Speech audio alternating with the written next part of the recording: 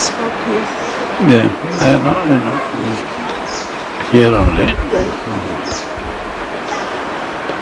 Om Shri Ram Jai Ram Jai Jai Ram. Om Shri Ram Jai Ram Jai Jai Ram. Om Shri Ram Jai Ram Jai Jai Ram. Om Shri Ram Jai Ram Jai Jai Ram. Om Shri Ram Jai Ram Jai Jai Ram.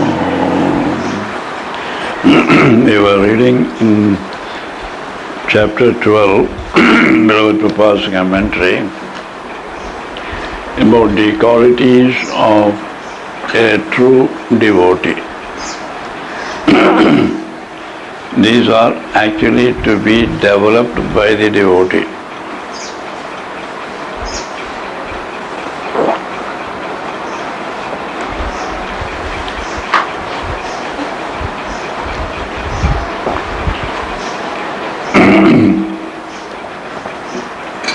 In fact, unless a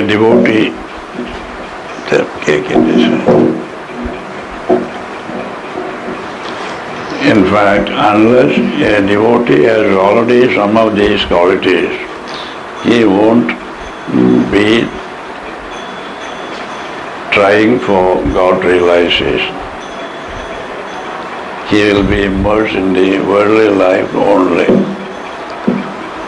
The very fact that he has developed some of these qualities shows that he is getting more and more into Sattva-guna and will be trying for God realization.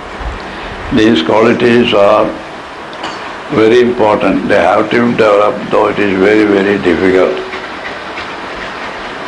They have to be gradually developed. To develop them, the best way is to have constant remembrance of God. When you want to maintain constant remembrance of God, naturally, if by any chance you miss the remembrance for some time, you will feel very bad about it.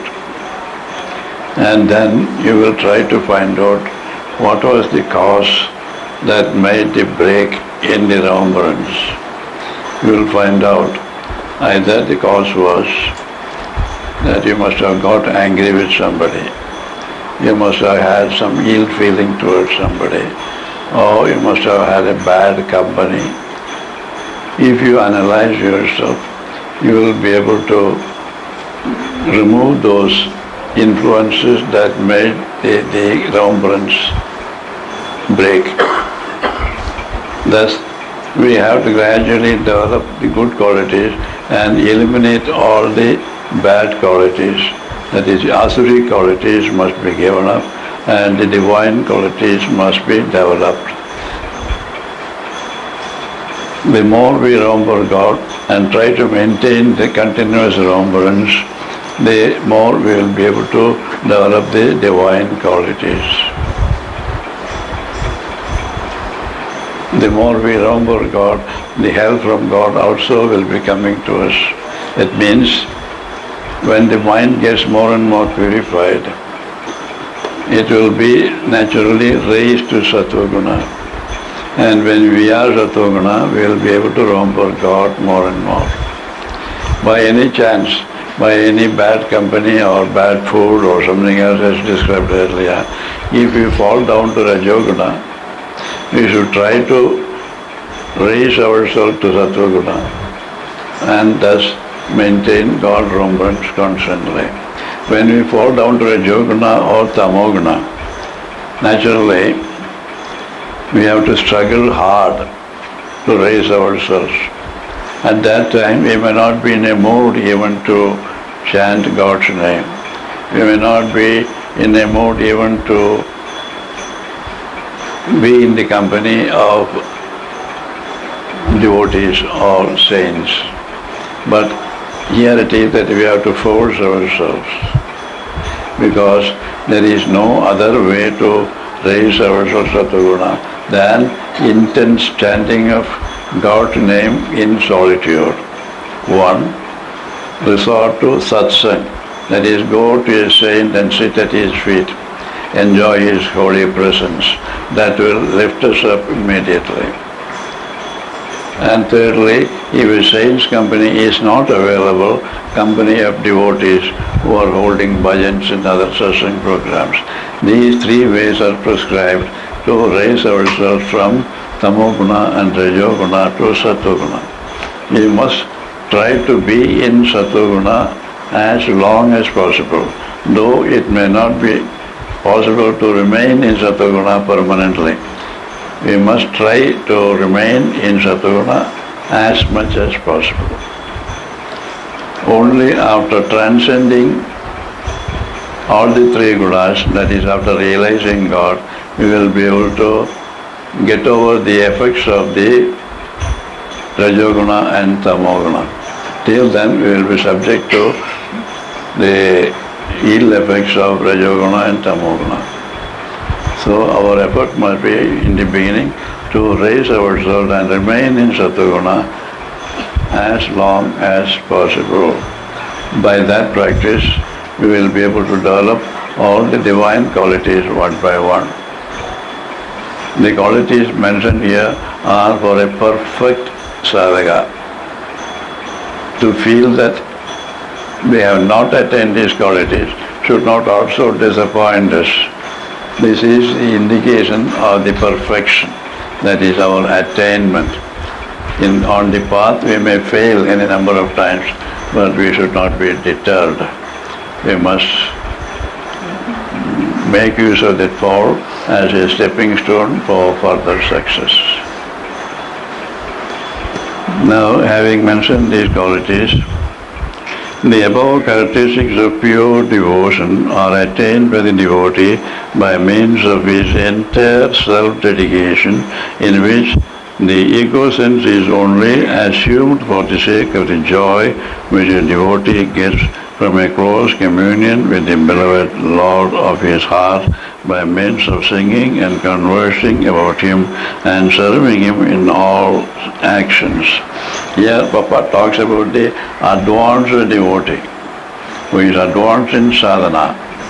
He has almost lost his ego sense and tries to maintain a little or subtle ego sense for singing his glories and loving God as a child loves its mother, that to maintain the sense of separation from him.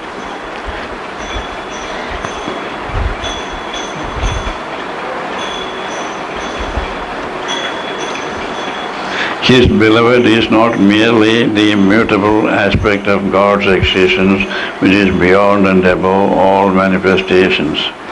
He worships not only the nirguna aspect, the nameless, formless aspect of God, but also the active, all-merciful Lord of the universe, seated in the hearts of all beings and creatures. He is not only the nirguna worshipper, he is the saguna worshipper also. He worships the nameless, formless, impersonal aspect of God, and also that aspect of God which is seated in everybody's heart and that has taken the form of the universe. He sees God in all, he loves God in all, and serves God in all. That is his sadhana. He loves God in all, he sees God in all, he loves God in all, and serves God in all. So all his life's activities in all fields of labor, for whomsoever they are done, are the adoration and service of the Lord. For such a devotee, there is no separate thing as a worship, as a puja room or something like that. From the morning, from the time he opens his eyes, that is, wakes up in the morning, whatever he sees as the forms of the Lord. Whatever he does is a worship of the Lord. So there is no need for him to sit in a separate puja room and do worship. We worship in the puja room, playing sitting before an idol or a picture of our chosen deity just to pour our heart, to express our love and devotion for that deity,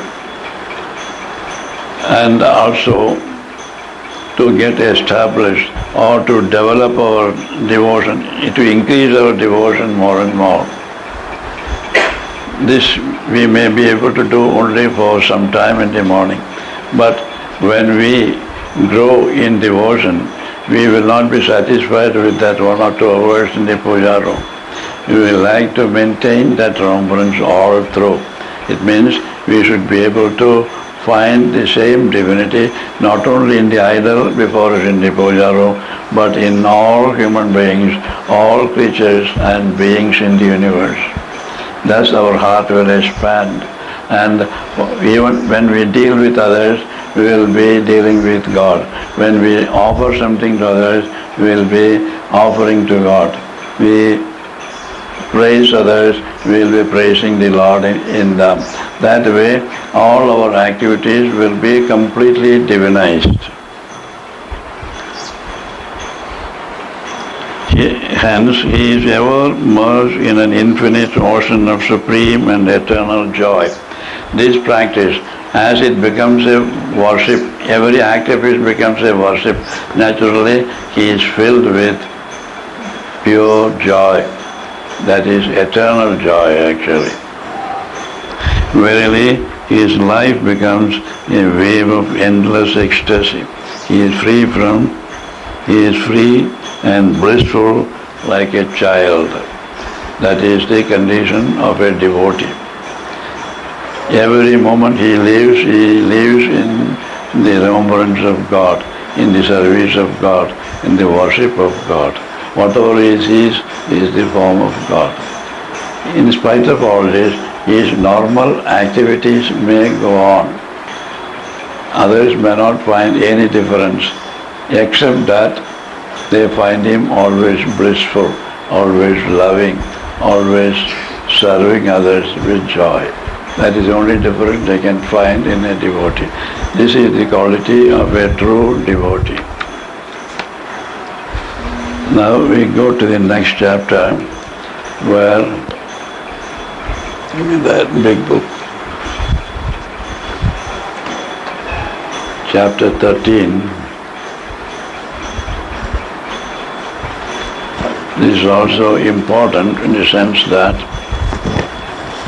we have been talking about Purusha and Prakriti, the two aspects of God.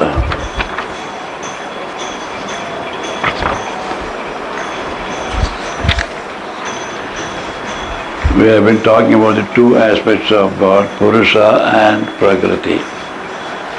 Now, for the sake of all of us, Arjuna asked a question to Lord Krishna.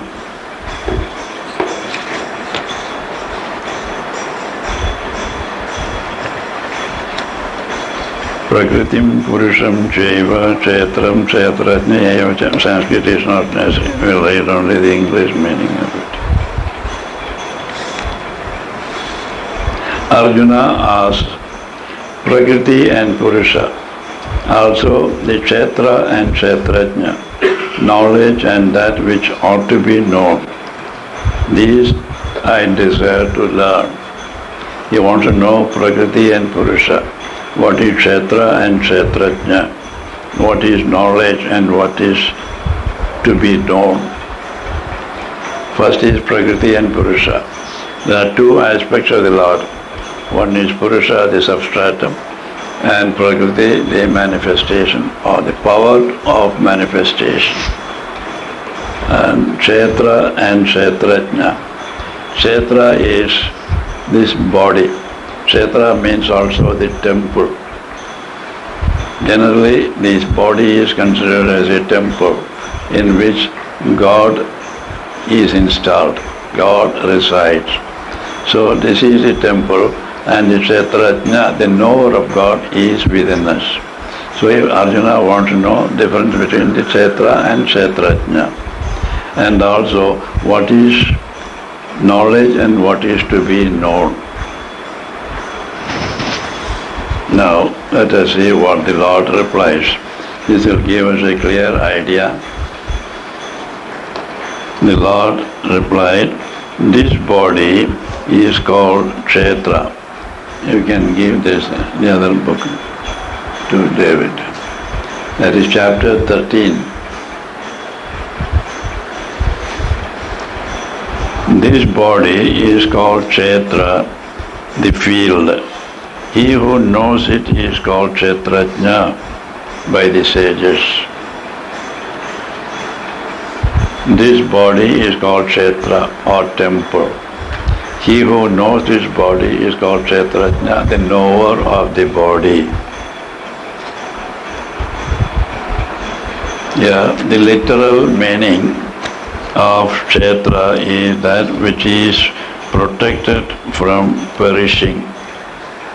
Kshetra, literal meaning of the word Kshetra is that which protects the body, protects that which is protected from perishing.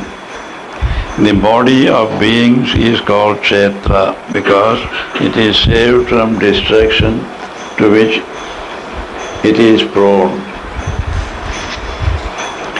The body of beings is called Kshetra. Body of beings is called Kshetra because the Kshetra is protecting the being from getting perished. The word Kshetra also means the field. Kshetra, another meaning is field. It becomes increasingly productive to the extent it is improved. That's a different meaning that does not actually apply. It becomes increasingly productive to the extent it is improved. A field, you can cultivate in the field and get the maximum produce by making it more and more productive, by adding more and more manure. That way, if the body is used for a particular purpose, more can be got out of it by doing more and more to improve the production.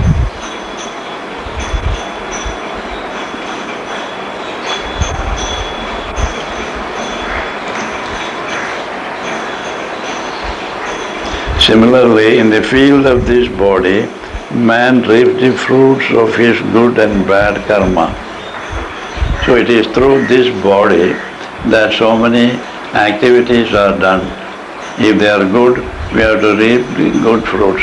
If they are bad actions, we have to reap the bitter fruits.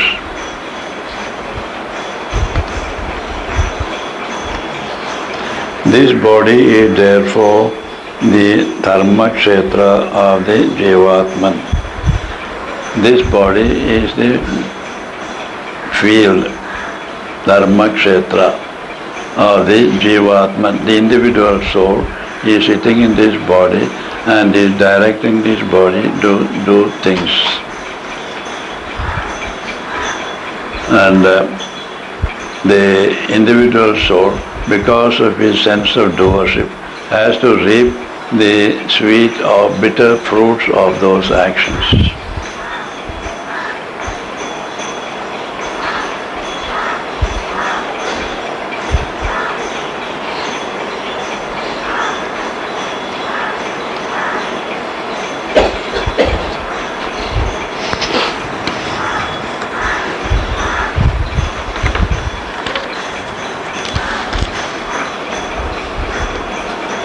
And Sri Krishna adds, and know me as the Kshetrajna in all Kshetras. The knowledge of Kshetra and Kshetrajna is deemed by me as true knowledge. Now, who is the Kshetrajna? The Lord Himself is seated in the Kshetra, that is in this body. So He is the Kshetrajna. And one who knows the Kshetra and the Kshetrajna is the real knower. And the knowledge of the Kshetra and Kshetrajna is the real knowledge. People have no idea, they only see the body and they have no idea as to how the body is worked, who is responsible for working this body and all that. Now the person who knows that it is the Lord himself who is seated in the Kshetra, and the Kshetra is only a vehicle for him, the field for him to work. He is the real knower, and that is the right knowledge. Prakriti and Purusha are called respectively Kshetra and Kshetrajna. The Purusha, the Lord himself means the Purusha. Purusha is seated in every body, which is called the Kshetra. So the Purusha is called here the Kshetrajna because he is the knower of the Kshetra. Prakriti and Purusha are called respectively as Kshetra and Kshetrajna, the non-self and the self. The self is the Purusha and the non-self is the body. The former is insentient and the latter is sentient. The former means the body is insentient. Without the self, the body cannot be active. Body becomes insentient. It has no power of its own. It is because of the self present in it, the body is active. The Purusha identifies himself with the Prakriti and fancies that the characteristics are all his own. This is the unfortunate thing that happened that makes all the jivas miserable. The Purusha, sitting in the body, identifies himself with the Prakriti, that is with the body and its fancies and its characteristics. The Purusha, who is actually part of the Supreme Being, the all-pervading Atman, because of the mask of ignorance put on by himself, identifies himself with the body and its activities. It is like the color of a flower which seems transposed to a crystal kept near it. It is like the color of a flower which seems transposed to a crystal kept near it. We keep a crystal and keep a flower by its side with the color. We see the crystal also having the same color. Like that. Because the self, which is like a crystal, seated in the body, identifies himself with the body and gets all the effects of the activities done by the body. That Purusha is called Jivatman. Once he is not, when he identifies himself with the body, that is the Prakriti, he is no longer called Paramatman. He is no longer called the Lord. He becomes the Jivatman. Because of the mask of ignorance put on by himself, and he identifies himself with the body and its activities, he is called Jivatman. Whatever the body does, actually the body does everything because of the power derived from that Jivatman only. Still, the Jivatman has to reap the fruits of the actions done by the body. Though apparently or in truth the Jivatman, the soul is not affected by whatever happens. It is only because of the sense of doership, because he identifies himself with the body and takes upon himself the sense of doership, he feels he is affected by whatever happens to the body, by the actions of the body. That is all because of ignorance. It is our work now to remove this ignorance by our sadhana and free ourselves from our identification with the body and its activities.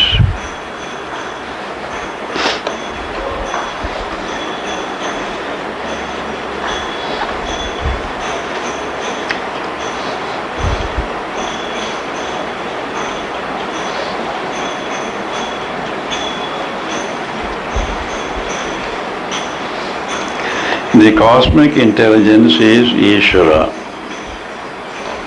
While he appears to be imbued with the characteristics of the Prakriti, he is actually untouched by it. He is only putting on the mask of ignorance, but behind the mask he is untouched. He is not really affected. He only seems to be affected. While he appears to be imbued with the characteristics of the Prakriti, he is actually untouched by it. He is the immortal self in all beings. The individual souls and the universe have no existence independent of Ishvara. He is therefore the Kshetrajna in all Kshetras. Though containing everywhere in himself, he is eternally free, pure and blissful. In spite of putting all this mass and all that, he remains untouched by whatever happens to the Prakriti. This is very, difficult to understand. He is responsible for the actions of the Prakriti, but at the same time, he is not affected by the actions of the Prakriti. As individual soul, as Jivatman, he feels he is identifying himself with the Prakriti and therefore he is working out the effects of the actions he is doing, good or bad.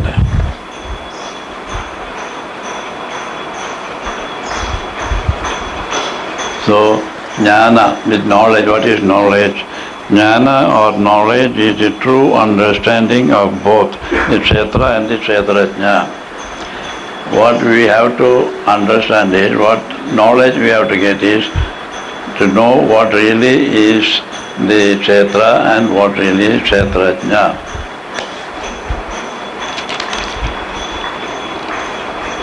The knowledge pertaining to the Kshetra is classified as Apara Vidya, or the lower knowledge, and that pertaining to the Kshetrajna is Para Vidya, or the knowledge superior. The knowledge pertaining to the body, mind, senses and the intellect is called Apara Vidya, lower knowledge. And the knowledge relating to the soul or the Jivatman or the Kshetrajna is called Para Vidya, that is superior knowledge.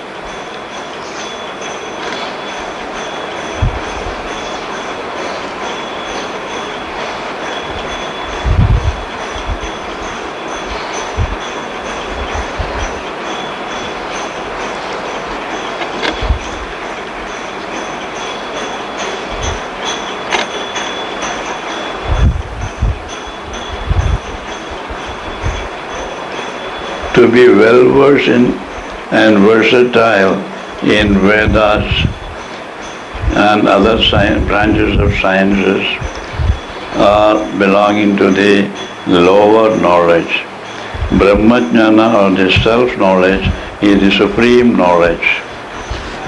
Any science relating to the body, mind, senses and all that is called the lower knowledge, and Brahma Vidya alone is called the higher knowledge.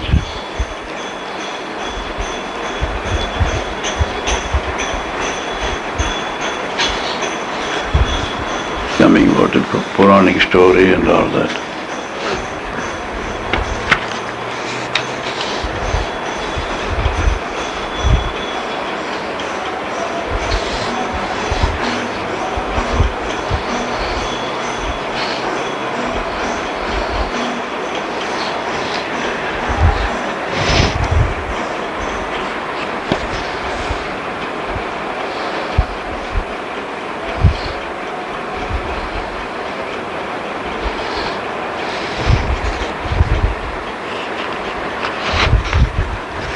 I think we should better read Papa's comment, you will be able to understand easily.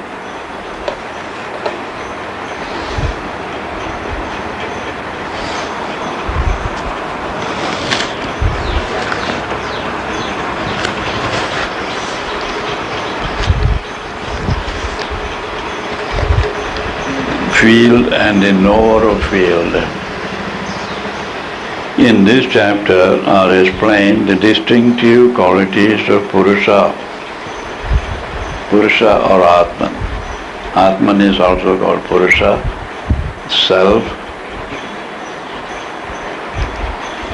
And then the other thing is Prakriti, that is the manifestation.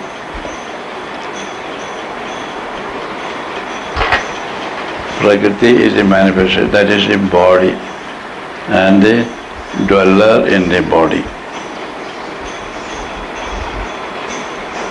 Sri Krishna here, at various stages of his previous discourses, spoken of these two aspects as having no similarity, although they lose distinction in the ultimate reality. Actually, the self is nameless, formless, attributeless even. But the body, mind, intellect and all that belong to a manifestation.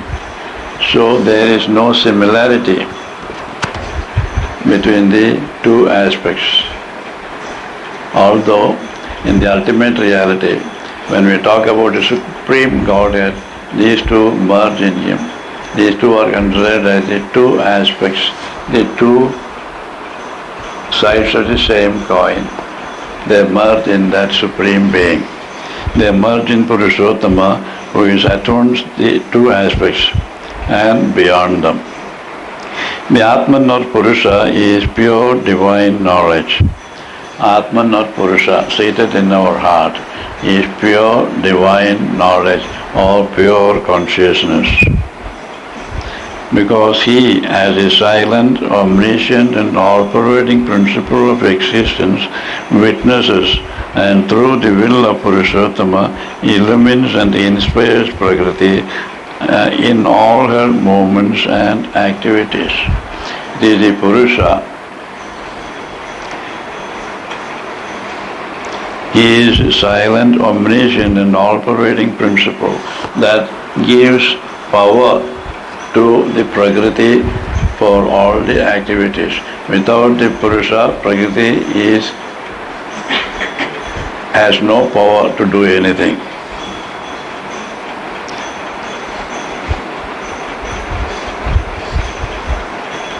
Arjuna now wishes to know in detail the basis of difference between Purusha and Prakriti. Now Sri Krishna expounds that the body is the field, and he who knows the body is the knower of the field, and this is in accordance with the teachings of the sages. He is in the body, that is, he is the knower of the body. The Lord is himself the knower of the body, who dwells in all bodies. He who has possessed a knowledge of the field as body, and the dweller within as the Lord, has attained real wisdom. What we have to know is, he who has possessed a knowledge of the field. We must know the knowledge of the field. We must know what this body is. And the dweller within as the Lord has attained real wisdom. You must know what the body is made up of Prakriti and is perishable. And the Lord within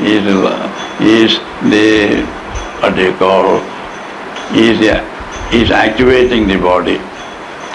He who knows this has real knowledge.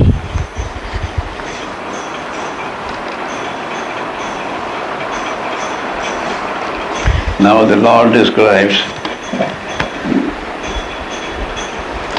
the modification of the field and also the knower of the field and his infinite powers.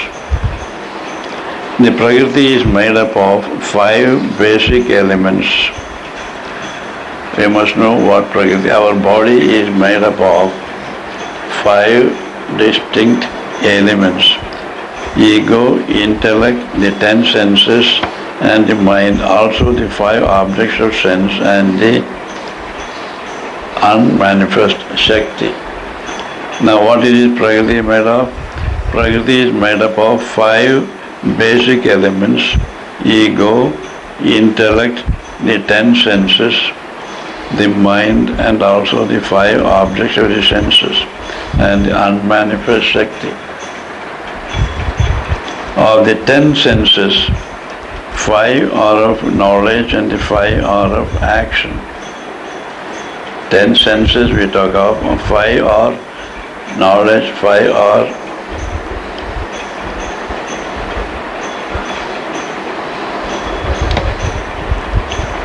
of action. They are called Jnanendriyas and Karmendriyas. Karmendriyas are the senses of action. Jnanendriyas are senses of knowledge. All these together make up the kshetra or the field. Now we got an idea what the body is made up of. The body is made up of what? 5 basic elements: ego, intellect, the 10 senses, and the mind, and also the 5 objects of the senses. The movements and changes that occur in this field are desire, hate, joy, grief, the combination of the body and the senses, intelligence and steadiness. The movements and changes that occur in this field are desire, hate, joy, grief, the combination of the body and the senses, intelligence and the steadiness. The other qualities inherent in this nature and working of the field which go to constitute knowledge are meekness, frankness, kindness, forgiveness, honesty, service of the master, purity, self-determination and mind control. Again, the non-attachment for the objects of the senses, freedom from ahankara, a clear discerning of the problems of pain, birth, death, old age and sickness. Added to these are also dispassion, non-identification of self with son, wife and house, and the well-poised mind in both favorable and unfavorable happenings. All these are happening in our body daily. All these are activities that are going on in our body. In human nature there are 2 forces at work. One leading the soul towards God and the other towards ignorance. We are always 2 opposite forces working. One is leading us towards God and other towards ignorance. The one part of the qualities of enumerated above relate to the downward force. We talked about 2-3 qualities above. One is helping us to go Godward and the other is by the pull of the lower nature that is bringing us down.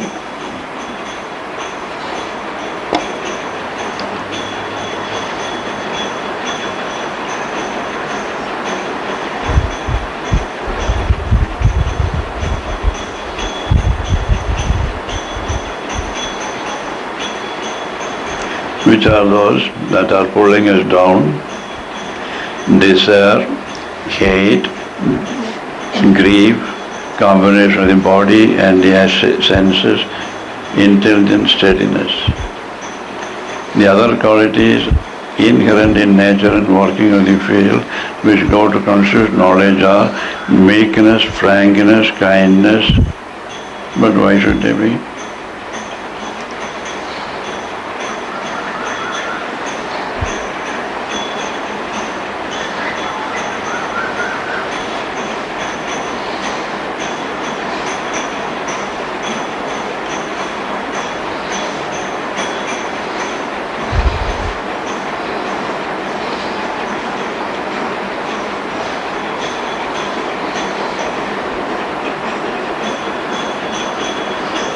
The Prakriti is made up of 5 basic elements. Of the 10 senses, 5 are of knowledge and 5 are of action. All these together make up the kshetra or the field. The movements and changes that occur in this field are, various movements are there. Desire, hate, joy, grief, the combination of the body and the senses, intelligence and steadiness. The other qualities inherent in the nature and working of the field which go to constitute knowledge are meekness, frankness, kindness, forgiveness, honesty, service of the master, purity, self-determination and mind control, again non-attachment for the objects of the senses, freedom from ahankara, a clear discerning of the problems of pain, birth, death and old age. Added to these are also dispassion, non-identification of self with son, wife and house, and the self-poised mind in both favorable and unfavorable in happiness. These two are, some of these qualities help us to go upward and other qualities pull us down. The one part of the qualities enumerated above relates to the downward force of Prakriti, and the other speaks of the force of the Prakriti taking the soul in the upward course. One is pulling us down, one is taking us upward. Now the devotee who is gifted with all the attributes for rising upward towards God seeks with unshakable devotion to the Lord union with Him.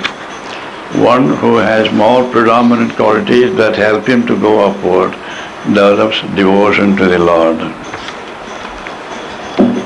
He keeps before him God alone as the highest aim of life, giving up the desire for every other object in the world. Thus, to keep his mind fixed on the great ideal, he retires into solitude, abandoning the pleasures derived from the society of worldly men. He develops more of his sattvic quality and seeks solitude and tries to develop his devotion to God. True knowledge consists in the soul's constant awareness of the Atman. That is called true knowledge.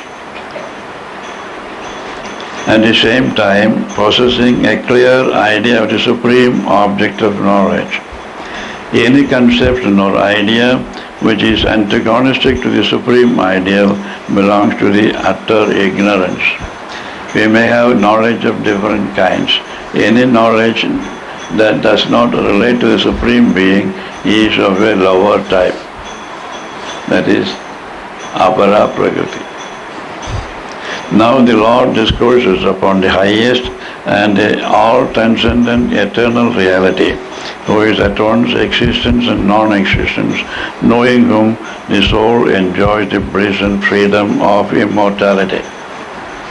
Now the Lord discourses upon the highest and all-transcendent eternal reality, who is at once existence and non-existence, knowing whom the soul enjoys the bliss and freedom of immortality.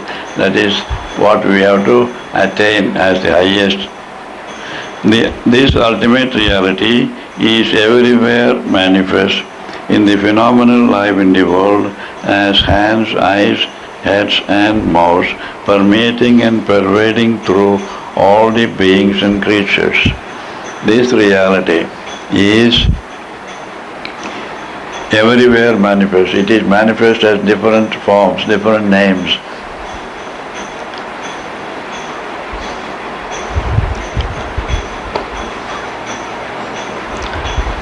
He informs, covers and resides in the things everywhere.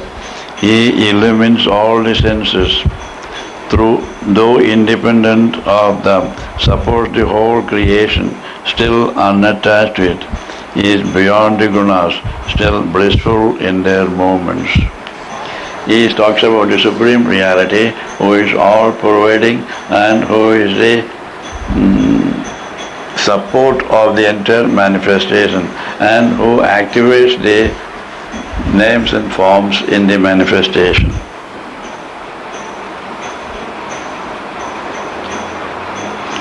Though he is all-pervading and he is one, he is cannot be divided into pieces. All the same, He is seated diversely in all beings and things, and all creatures are supported by him. He appears to be seated separately in all beings and creatures. That is a misunderstanding we have about him. Though he is all-pervading, he cannot be divided, but he is seated in everybody's heart. Because he is seated in everybody's heart and each form is different, we take him as separate individuals, as cut into different divisions.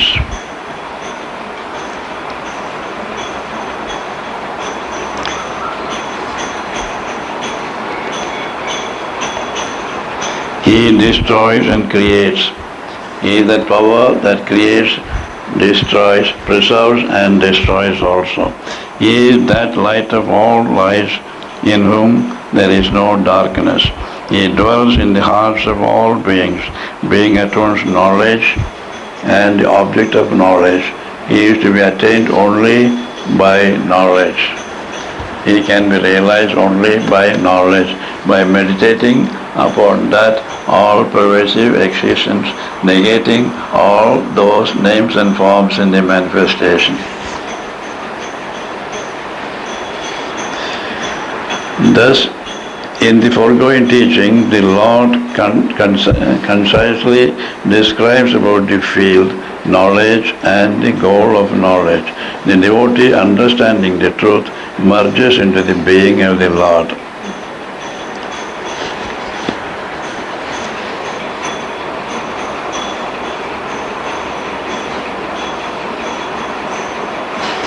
So, the individual soul who is ignorant of the Atman or Purusha has to regain the knowledge of the Atman and liberate himself from his identity with the body and the gunas belonging to Prakriti. So, as individual soul who is anxious to realize the truth has to understand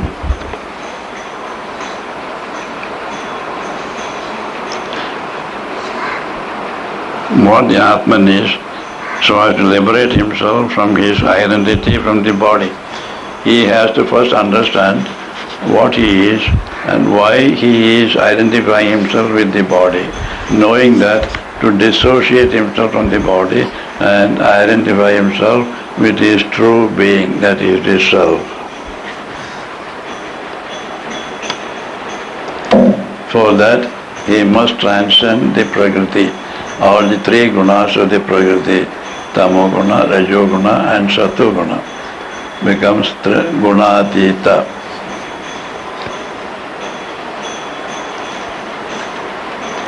Various paths according to the nature of the individual soul are adopted to attain the realization of the Atman. There are various paths shown for the attainment of the Atman. Some by mental adoration and meditation of the Supreme Reality see the Atman in their own hearts. Different paths, different sadhanas are prescribed here. Some sadhakas, by mental adoration and meditation of the Supreme Reality, see the Atman in their own hearts. They sit in meditation and they negate the body, mind, senses and the intellect and arrive at that silence. Mind becomes absolutely silent. They experience the presence of the Atman, their true being and existence. Others realize the Atman through the use of the discriminative faculty that distinguishes Purusha and Prakriti. Others, by their intellect, use their power of discrimination to see what is Prakriti, what is Prakriti and what is Purusha, and negate the Prakriti and meditate on the Purusha.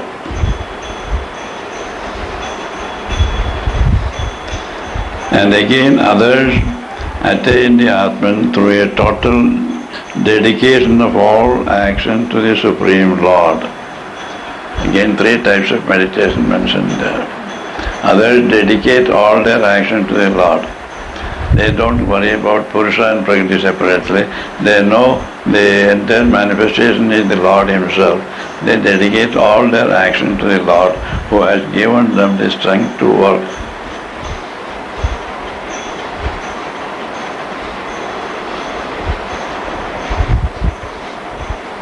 Some who are ignorant of the above methods listen to the teachings regarding the great truth, and through constant remembrance and contemplation of them, destroying ignorance and reach immortality. Still, some others are there following a different path altogether. They listen to the teachings of the great ones regarding this great truth, and through constant remembrance and contemplation reach the supreme heights of realization. All creatures in the world are born, whatever they be, by the combination of Prakriti or field and Purusha, the knower of the field. Anything that is in the world is a combination of Purusha and Prakriti. Purusha is the indweller self and Prakriti is the body, senses, mind, intellect, etc. Any creature has the body and soul. There is no being without a soul and body. So Purusha and Prakriti combination is always there. Birth denotes the evolution of a creature due to Purusha being involved in the gunas of the Prakriti. Birth denotes the evolution of a creature due to the Purusha being involved in the gunas of the Prakriti.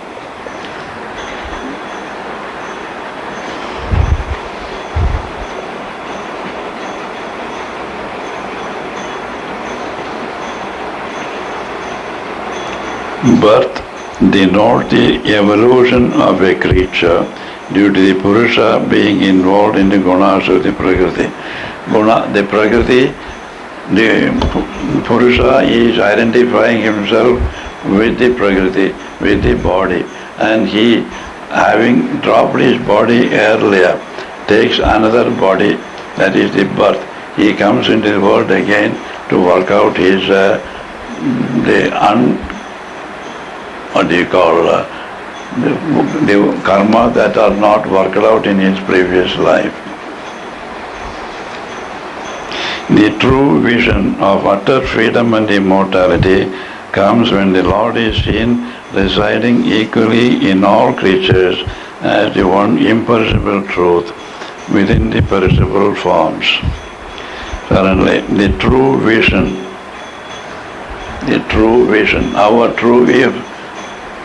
our vision can be called true. It should be to see the Lord Himself residing equally in all creatures as the one imperishable truth within perishable forms. Our true vision is that when we are able to see in every form that we see the imperishable forms, the perishable forms and the imperishable Atman seated in it. As soon as we see a form, we only see the form. We are not conscious of the Atman or the Purusha seated in it.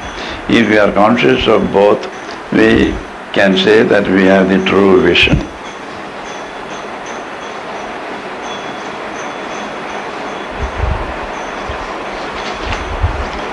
In this vision, the Lord is seen as equally pervading through all existences and therefore as the one omnipresent reality. And the soul who is blessed with this exalted experience walks the loftiest path. Now in this vision, the Lord is seen as equally pervading through all existences and therefore as the one omnipresent reality. The Lord is the consciousness that a form is made of the perishable body, and that imperishable Atman is seated there in that form. Besides that, the imperishable Atman is also all-pervading. That means he is conscious, the man with a true vision is conscious that the all-pervading Atman consists of innumerable bodies contained in that Atman. Because the Atman is infinite existence, all these names and forms, all these different bodies are contained in that infinite existence, and in each body which is perishable, he also, the imperishable, exists in them. That is, God is infinite existence. In that infinite existence, creation, that is manifestation of different names and forms, are forming a part of this infinite existence. And in each form which is perishable, that imperishable Atman also resides.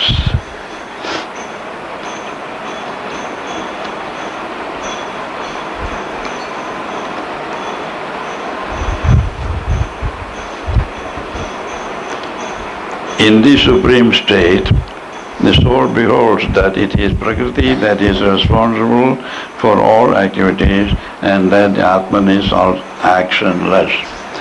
That one who has this true vision also knows fully well that the forms that belong to the Prakriti are only active, that only the Prakriti through these forms is only active, and that Purusha, who is responsible for the activities of the body, is actually actionless.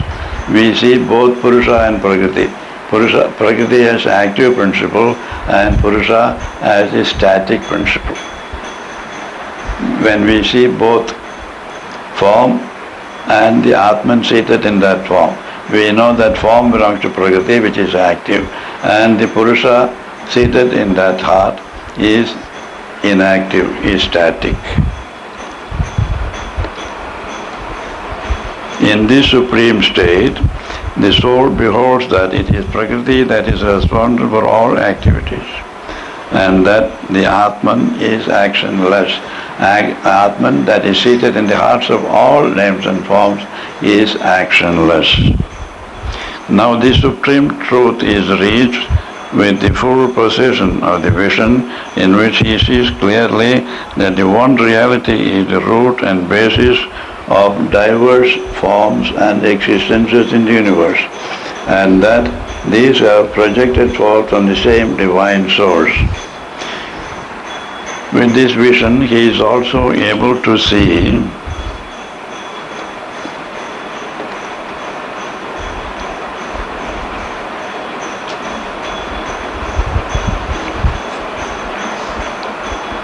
one reality is the root and basis of all diverse forms. He also sees that infinite, all-pervading existence is the root cause of all these names and forms. He also is able to see that clearly. And that these forms are simply projections from that divine source. It may be looked at differently. As is Bhakta say, they are all forms that appear in his infinite existence. Or others say they are simply projections in his infinite existence.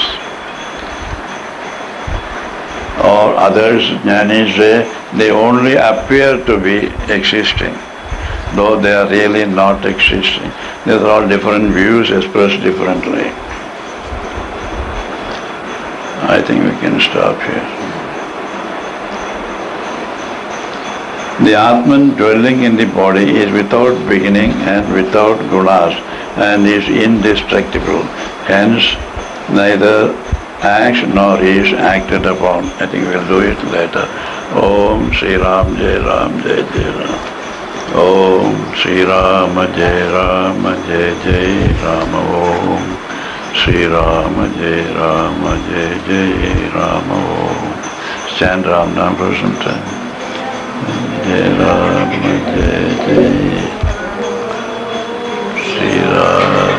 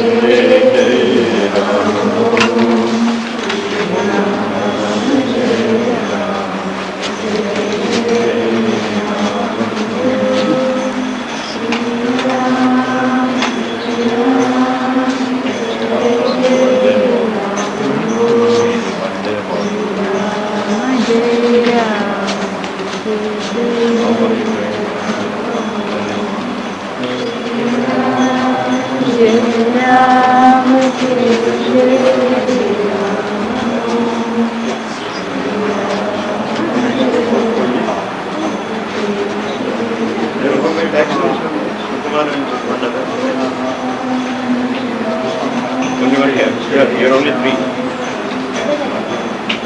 So 4:45.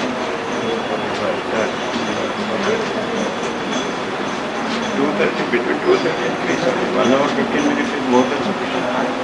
Yeah, traffic on the Rajdhani has a Kankanadi. In Kankanadi it is stop is only 2 minutes, whereas Kananur it is 5 minutes.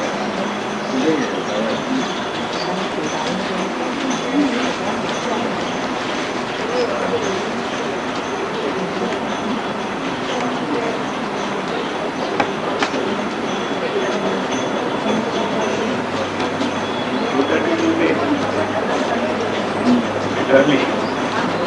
That will be a bit early. 4:45.